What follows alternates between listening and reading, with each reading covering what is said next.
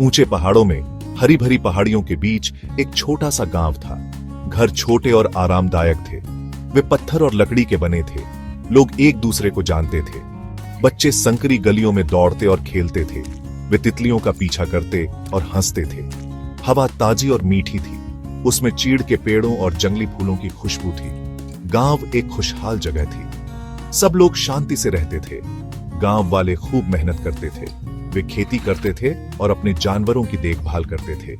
वे एक दूसरे की मदद करते थे। वे जो कुछ उनके पास था उसे बांटते थे। जीवन सादा था, लेकिन वे संतुष्ट थे। गांव के बीच में एक शानदार पेड़ था। यह एक पीपल का पेड़ था, पुराना और बुद्धिमान। इसकी शाखाएं दूर दूर तक फैली हुई थीं, जो सभी को छाया देती थीं।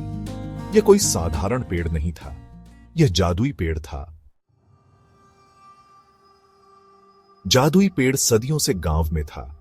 गांव वालों का मानना था कि इसमें जादुई शक्तियां हैं। वे कहते थे कि यह मनोकामनाएं पूरी कर सकता है। लोग दूर दूर से इसका आशीर्वाद लेने आते थे। पेड़ का एक विशेष आकर्षण था। इसकी पत्तियां हल्की, चांदी की चमक से झिलमिलाती थीं। जब हवा चलती थी तो पत्तियां फुसफुसाती हुई प्रतीत होती थीं। लोगों का कहना था कि पेड़ सपने में उनसे बात करता है। अपनी मनोकामनाएं पूरी करने के लिए लोग पेड़ की शाखाओं पर रंगीन धागा बांधते थे। वे पेड़ से अपनी मनोकामनाएं फुसफुसाते थे। उनका मानना था कि पेड़ सुनता है। अगर उनका दिल साफ होता तो यह उनकी मनोकामनाएं पूरी करता। जादुई पेड़ सिर्फ एक पेड़ से बढ़कर था। यह आशा का प्रतीक था। यह एक याद दिलाता था कि अगर आप विश्वास करें तो कुछ भी संभव है। एक दिन रामू नाम का एक गरीब किसान पेड़ के पास आया। उसकी फसल बर्बाद हो गई थी और वह निराश था। उसने पेड़ पर एक धागा बांधा और अच्छी फसल की कामना की। अगले दिन बारिश के बादल छा गए और उसके खेतों में हल्की बारिश हुई। रामू का हृदय कृतज्ञता से भर गया। वह जानता था कि पेड़ ने उसकी प्रार्थना का उत्तर दिया है। दूसरे दिन सीता नाम की एक युवती पेड़ के पास आई। वह अपने भाई के बारे में चिंतित थी, जो अस्वस्थ था। उसने उसके शीघ्र स्वस्थ होने की कामना की। जल्द ही उसका भाई ठीक होने लगा। सीता बहुत खुश हुई।